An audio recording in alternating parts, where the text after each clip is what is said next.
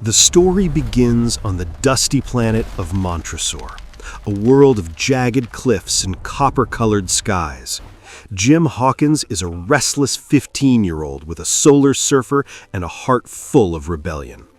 While other kids are studying, Jim is skimming the canyons at high speeds, dodging police drones and dreaming of a life beyond his mother's failing restaurant, the Benbow Inn. One stormy evening, a small escape pod crashes near the docks. Jim rushes to the wreckage to find a terrified, turtle-like alien named Billy Bones. With his final breath, Bones hands Jim a heavy metallic sphere and whispers a chilling warning: "Beware the cyborg." Moments later, a gang of ruthless pirates descends upon the inn, burning it to the ground. Jim, his mother Sarah, and their family friend, the bumbling Dr. Doppler, barely escape into the night. Safe in Doppler's study, Jim fiddles with the sphere. With a rhythmic click and a glow of golden light, the device projects a breathtaking holographic map of the entire galaxy. It reveals a hidden flight path leading to the legendary Treasure Planet, the final resting place of the loot of 1,000 worlds, hidden by the space pirate Captain Nathaniel Flint. Jim sees this as his one chance to fix everything. He convinces a hesitant Dr. Doppler to fund an expedition. They will find the treasure, rebuild the inn, and Jim will finally prove he isn't just a screw-up. Jim and Dr. Doppler arrive at the bustling spaceport of Crescentia, a massive crescent moon station teeming with alien life and towering masts of solar ships. They board the RLS Legacy, a magnificent galleon equipped with solar sails that catch the ethereal winds of space. There, they meet the sharp-tongued and highly disciplined Captain Amelia. She is unimpressed by Doppler's lack of maritime knowledge and Jim's rebellious attitude. Fearing a mutiny among the rough-looking crew Doppler hired, Amelia confiscates the map and assigns Jim to work in the galley as a cabin boy. She wants him kept under a watchful eye, specifically the eye of the ship's cook, John Silver. Jim is horrified to find that Silver is a cyborg. He has a mechanical arm, leg, and an eye that glows a menacing red. Remembering Billy Bones' warning, Jim is instantly suspicious. However, Silver is charming and boisterous, accompanied by a small, shape-shifting pink blob named Morph. Morph can mimic anything from a soup ladle to Jim's own face. Despite Jim's initial hostility, Silver takes the boy under his wing, showing him the ropes of the ship and teaching him how to navigate the rigging of a starship. For the first time in his life, Jim feels someone is actually paying attention to him. As the Legacy sails deeper into the galaxy, the bond between Jim and Silver grows. In a quiet moment on the deck, Silver notices Jim's inner turmoil. Jim confesses his father left years ago, leaving him with nothing but a sense of worthlessness. Silver, in a rare moment of genuine warmth, tells Jim that he has the making of greatness in him, but he has to take the tiller and chart his own course. The peace is shattered when the ship encounters a massive supernova. The crew races to stabilize the sails as the star collapses into a black hole. In the chaos, the ship's first officer, Mr. Arrow, falls overboard. Jim was responsible for securing the lifelines, but a sinister, spider-like alien named Scroop secretly cut Arrow's line to frame the boy. The ship barely escapes the gravitational pull, but the mood is somber. Jim is devastated, believing his negligence caused Mr. Arrow's death. He retreats to the galley, feeling like a failure once again. Silver finds him, and instead of berating him, offers a rough but kind comfort. He defends Jim against the crew's whispers, cementing Jim's loyalty.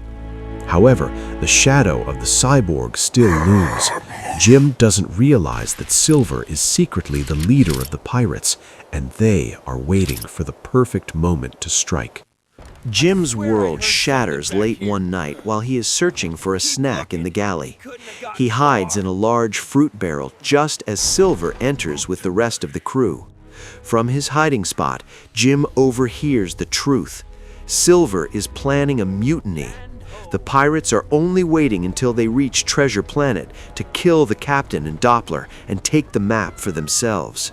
Silver's voice is cold as he discusses the plan, though he hesitates when Scroop mentions getting rid of the boy. Before Jim can process the betrayal, the lookout yells. They have reached Treasure Planet, a massive green-hued world shaped like the map's golden orb. Jim sneaks out of the barrel and manages to warn Captain Amelia and Dr. Doppler. Realizing they are outnumbered, the trio and Morph makes a desperate break for the lifeboats. A frantic chase through the ship's corridors ensues. During the escape, Amelia is injured and they realize the map was left behind in Jim's cabin. However, Jim reveals he has the map, or so he thinks. In the confusion, Morph had turned into a replica of the map, and the real one remained in the hands of the pirates. They crash land their escape pod on the surface of the planet, abandoned and hunted.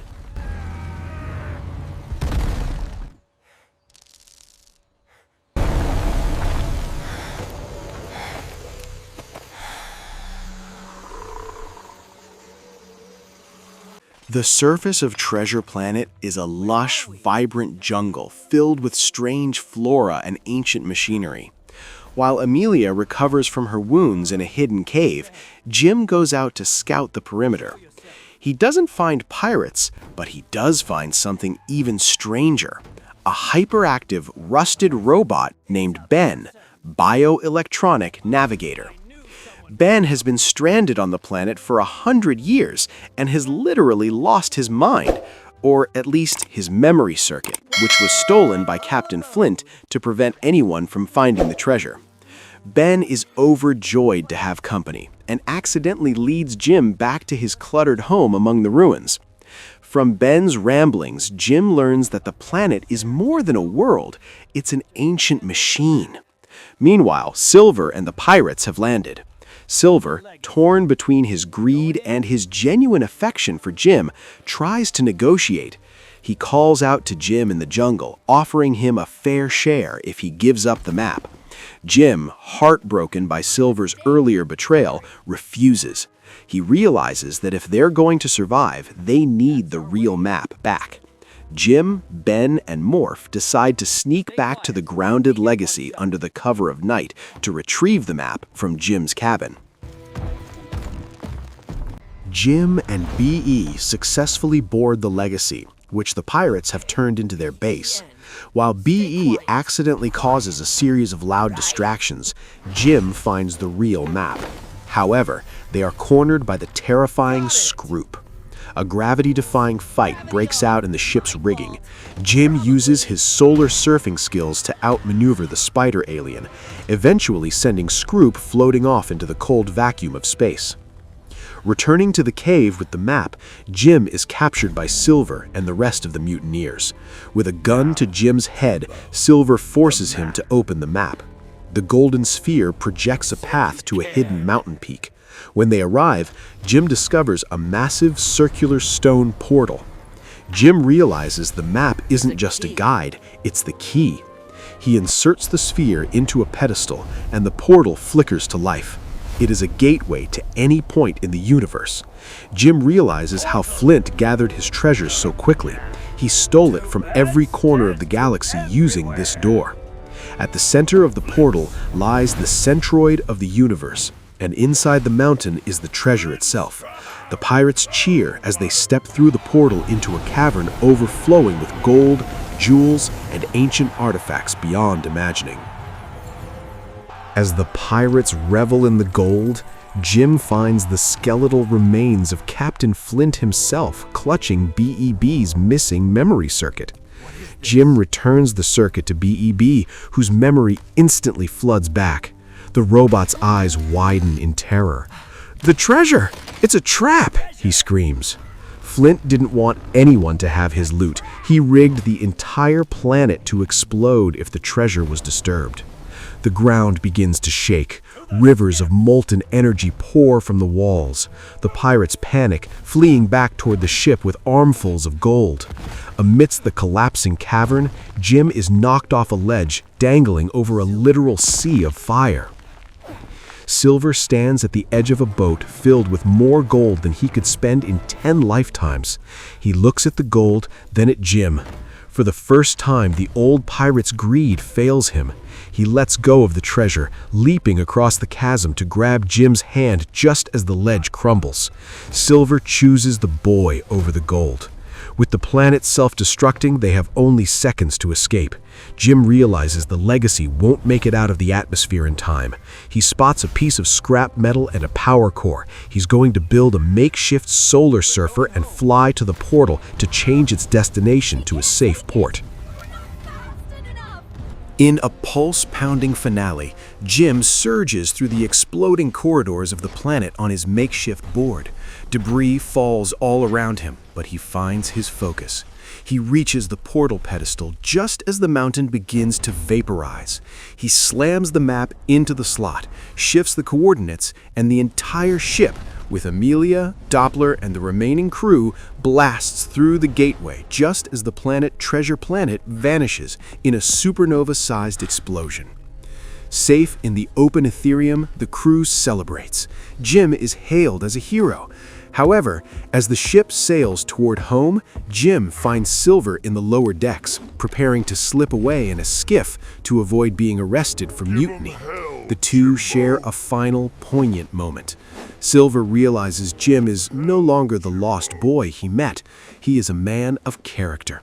Silver gives Morph to Jim to look after him and tosses Jim a handful of jewels he managed to save in his pocket, enough to rebuild the Benbow Inn.